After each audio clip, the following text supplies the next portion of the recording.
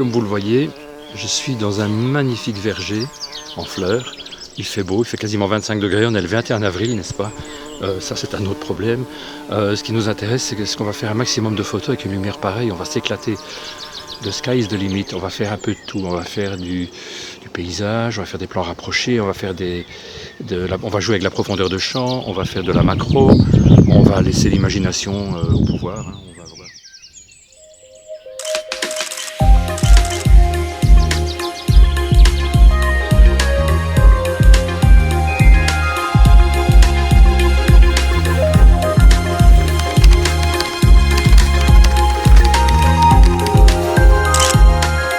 M'amuser comme un petit garçon dans un magasin de jouets avec une lumière pareille. Personne pour m'emmerder, que vouloir de plus, franchement, hein? Allez, yes, on y va.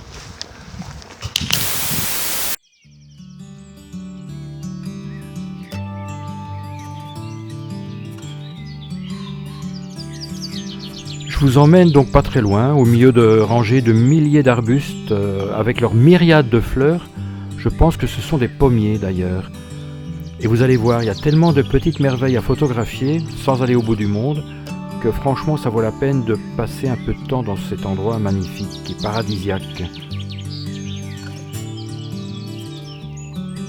Toutes les photos de cette présentation ont été prises au même endroit et à cette occasion, donc cette même journée. Rien n'a été ajouté par après.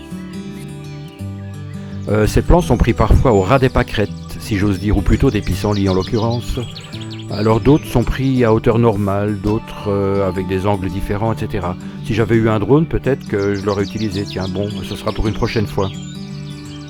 Plus loin dans la vidéo, je vous montrerai quelques détails avec des petites corrections, quelques ratés et un peu de macro également.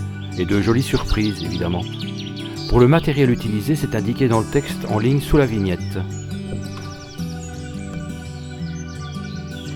Alors, sur cette photo, j'ai joué avec la profondeur de champ, vous allez voir. En fait, je l'ai réduite au maximum pour que le bouquet principal à l'entrée de la photo soit parfaitement net, bien entendu. Par rapport à l'arrière-plan qui, lui, peut être un peu comme un décor, un peu flou, qui ne dérange pas du tout. Bon, maintenant, on peut imaginer la photo nette du début à la fin, donc avec une très grande profondeur de champ.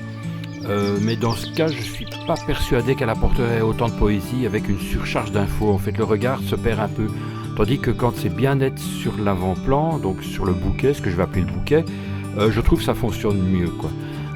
Voilà un contre-exemple ici avec, vous voyez là, de l'un à l'autre, ce que ça donne. Bon, on peut avoir de longues discussions sur l'intérêt d'avoir la partie arrière nette ou floue.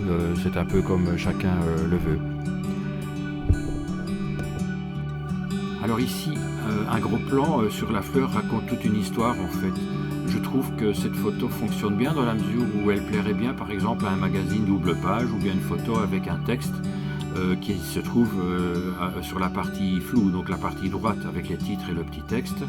Et ça se fait évidemment soit quand on est à la prise de vue, donc en travaillant avec la profondeur de champ, ou alors on peut le flouter évidemment en post-production avec les programmes adéquats, Photoshop, Lightroom, etc. Alors voici un beau cadrage que j'adore. En fait, c'est un cadrage qui fonctionne super bien. Il suffit de se positionner pour avoir le bleu du ciel comme toile de fond.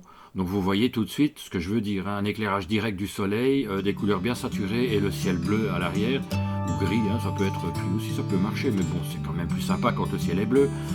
Voilà, donc ciel bleu en toile de fond, quitte peut-être à dégommer quelques petits coins de photo qui ont des éléments non inintéressants.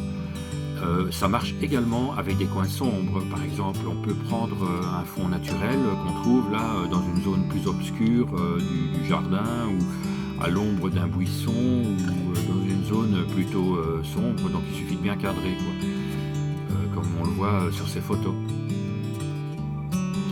Alors ici, on voit qu'il y a un petit détail qui accroche le regard et franchement n'apporte rien à la photo. Donc c'est dommage. Donc qu'est-ce qu'on fait dans ce cas-là ? On supprime. Allez hop, merci.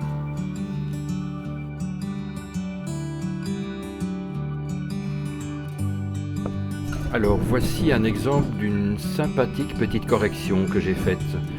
En fait, j'avais fait plusieurs photos du même style, mais je n'ai pas fait gaffe à ce que toute la partie centrale soit parfaitement nette. Elle est quasiment nette à 90%, mais il y a un petit détail qui ne marche pas, je vais vous montrer. Donc le bouquet central, si j'ose dire, est bien exposé et bien net. Le fond est flou, ce qui est parfait, tout à fait normal et judicieux, ça remet en valeur le bouquet central.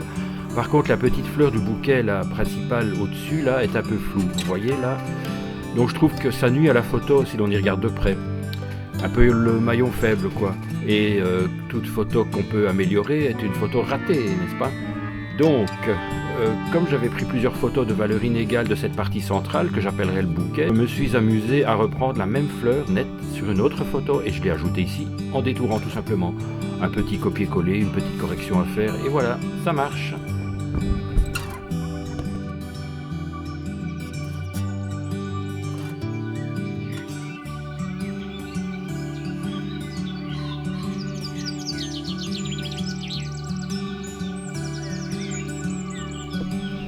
Voilà, donc encore quelques cadrages improvisés avec des gros plans et des images agrandies tout simplement. Donc téléobjectif bien cadré, avec du potentiel bien sûr, et tant qu'on garde la netteté, on peut monter dans les pixels, si j'ose dire. Donc voilà, donc ça c'est un paramètre absolument nécessaire, c'est garder la netteté, quoi. Bon, on va pas faire des posters de 4 mètres carrés, certes, mais ça peut marcher sur du format A4 facilement.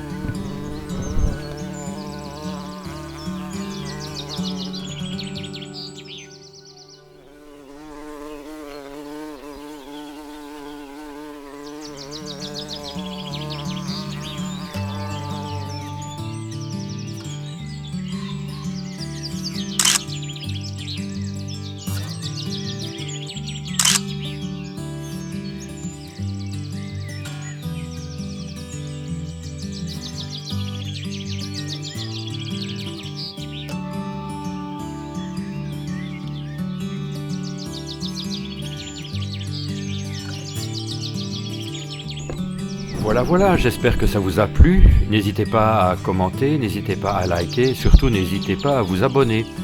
Nous allons nous revoir un de ces quatre avec une nouvelle production. À bientôt!